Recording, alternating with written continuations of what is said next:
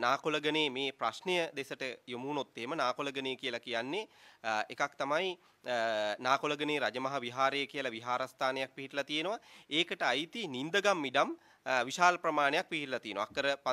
අක්කර 5400ක පමණ නින්දගමක් පිහිටලා තියෙනවා.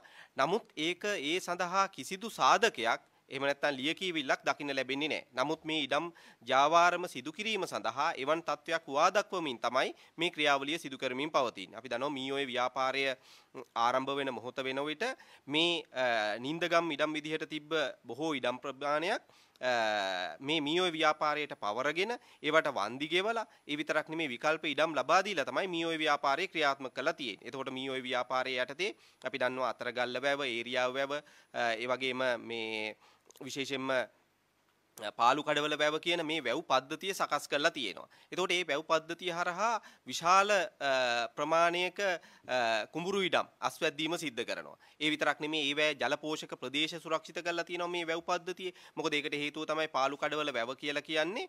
අපි දන්නවා මින්නේරිය ජාතික වනෝද්‍යානයේට ජූනි, ජූලි, අගෝස්තු, සැප්තැම්බර් මාසවල අලි එකතු වෙනවා වගේම මේ පාලු කඩවල වැව කියන වැව් ඉහත්තාව එහෙම නැත්නම් වැව් පිටිය ගොඩනැගෙන අවස්ථාවලදී වියලි කාලගුණයක් පවතින කාලවකවානුව තුළදී අලි 350කට වැඩි ප්‍රමාණයක් එක් රැස් වෙන සුවිශේෂීම පරිසර පද්ධතියක් තමයි මේ නාකොළගුණේ එහෙම නැත්නම් මේ නාකොළගණේ ආශ්‍රිතව පිරලා තියෙන පාලු කඩවල වැව කියලා කියන්නේ. එතකොට මේ පාලු කඩවල වැව ඇතුළු මේ වැව් පද්ධතිය එක්ක තියෙන ජල පෝෂක ප්‍රදේශ, ඒ වගේම ඒ ආශ්‍රිතව තියෙන අනිත් අලියතුන්ගේ වාසස්ථාන, ඒ වගේම මීඔය ව්‍යාපාරය යටතේ ජනතාවට ලබා දීලා තියෙන ඉඩම් ඇතුළුව මේ සමස්තය තමයි අදවන විට නාකොළගන විහාරස්ථානයේ විහාරාධිපති හිමියන් විදිහට කටයුතු කරන වලත්වැව රාහුල හිමියන් විසින් විවිධ පුද්ගලයන්ට විකිණීම සහ බදු දීම සිද්ධ වෙමින් පවතින්නේ. ඒක ඊටාම දරුණු ලෙස මේ වන විට සිදු කරමින් පවතිනවා. ඒ විතරක් නෙමේ මේ ඉඩම් ජාවාරම ඊටාම සංවිධානාත්මකව සිදු කරනවා. ඒ සඳහා ප්‍රාදේශීය ලේකම්වරු,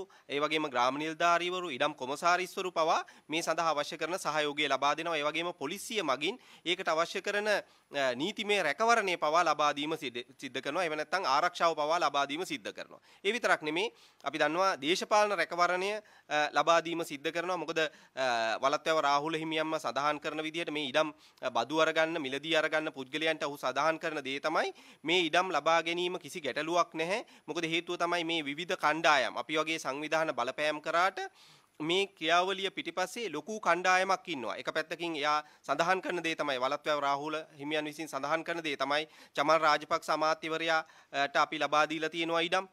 ඒ වගේම ඒ හින්දා ඒ පැත්තෙන් දේශපාලන රැකවරණය තියෙනවා. ඊට අමතරව ජෝන්ස්ටන් ප්‍රනාන්දු අමාත්‍යවරයා හිටපු අමාත්‍යවරයා මේ සඳහා අවශ්‍ය කරන සහයෝගය ලබා දෙනවා. ඒ විතරක් නෙමේ අනුරුද්ධ පාදිනිය වගේ කණ්ඩායම් ප්‍රභූවරු එහෙම නැත්නම් මේ සමාජයේ පිළිගන්න අය මේ ඉඩම් අරගෙන තියෙනවා. එතකොට මේ සියලුම දේවල් සඳහන් කළා තමයි වලත්වැව රාහුල හිමියන් විසින් මේ ඉඩම් ලබා ගැනීම සඳහා විවිධ ව්‍යාපාරිකයින්ට මඟ පෙන්වීම සහ මේ රැකවරණය කියන එක. ඒ කියන්නේ මේ ඉඩම් මිලදී ගැනීම හෝ බදු අර ගැනීම පිළිබඳ ගැටලුවක් නැහැ කියන එක හුවා දක්වමින් මේ ඉඩම් ලබා ගැනීම සඳහා පෙළඹවීම සහ ඊට අවශ්‍ය කරන මඟ පෙන්වීම සිදු කරමින් පවතින. ඉතින් මේ ක්‍රියාවලිය හරහා සිද්ධ වෙච්ච හානිකර තත්ත්වය තමයි පහුගිය කාලවකවානුව පුරාම මේ ඉඩම් මහ පරිමාණයෙන් ලබා ගන්න පුද්ගලයෝ විවිධ සමාගම් අපි දන්නවා විශේෂයෙන්ම මේ විවිධ සමාගම් වලට මේ ඉඩම් ලබා දීලා තියෙනවා. එතකොට මේ ඉඩම් ලබාගත්ත ඒ සමාගම් මේ පන්සල් භූමිය පවා ඉඩම් ලබාගත්ත පුද්ගලයෝ ඒ ප්‍රදේශවල මේ වන විට වගා කිරීම කටයුතු සියලුම දේවල් ක්‍රියාත්මක කරලා තියෙනවා. ඒ විතරක් නෙමෙයි අලි ඒ වගා බිම් වලට පිවිසීම වැළැක්වීම සඳහා විදුලි වැටවල් ඉදි කරලා තියෙනවා. සමහර විදුලි වැටවල් ඉදි කරලා තියෙන ඉතාම හානිකර අන්දමින්. ඉතින් මේ සියලුම දේවල් සිද්ධ වෙලා තියෙන්නේ නීති විරෝධී ආකාරයකින්. එක පැත්තකින් අපි දන්නවා ජාතික පාරිසරික පනත කියන පනත ක්‍රියාත්මක වෙනවා. අනිත් පැත්තෙන් වයඹ පළාත දැන් මේ ප්‍රදේශය අයිති වෙන්නේ කුරුණෑගල දිස්ත්‍රික්කයේ හැටුවව ප්‍රාදේශීය ලේකම් කොට්ටාශයට අයිති වෙන්නේ. එතකොට මේ ප්‍රදේශවල වයඹ කලාපේ ක්‍රියාත්මක වෙනවා වයම් පළාත් පරිසර ප්‍රඥප්තිය කියලා වෙනම ප්‍රඥප්තියක්.